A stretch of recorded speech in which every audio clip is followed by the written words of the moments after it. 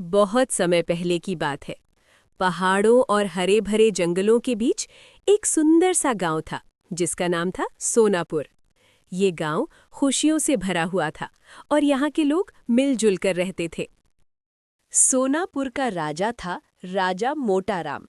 राजा मोटाराम बहुत ही आलसी था। दिन भर वो अपने नरम पलंग पर सोया रहता और किसी काम की परवाह नहीं करता।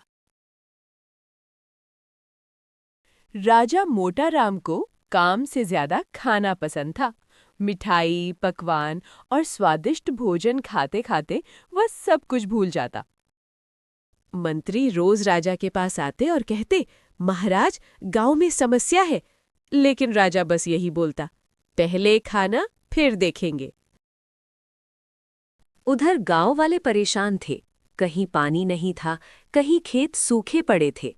लोग दुखी थे, लेकिन राजा तक उनकी आवाज नहीं पहुंच रही थी। एक दिन गांव में एक बूढ़ा जादुई साधु आया। उसकी आंखों में चमक थी और उसके हाथ में एक लकड़ी थी। लोग उसे देखकर हैरान रह गए। साधु राजा के पास पहुंचा और बोला, अगर तुम नहीं बदले तो राज्य खत्म हो जाएगा। उसने राजा को एक जादुई घंटी दी और कहा, ये तुम्हें मेहनत सिखाएगी। अगली सुबह अचानक घंटी बज उठी।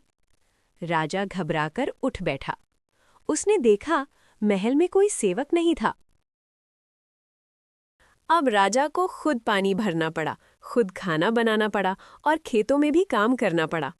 राजा थक गया, लेकिन उसे मेहनत की अहमियत समझ आने लगी। अब राजा बदल चुका था। वो गांव वालों की मदद करता, बच्चों से बातें करता और सबके साथ मिलकर काम करता। राजा की मेहनत से सोनापुर फिर से खुशहाल बन गया।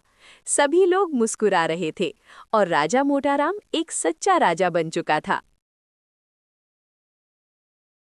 इस कहानी से हमें ये सीख मिलती है कि मेहनत और जिम्मेदारी से ही सच्ची खुशी मिलती है।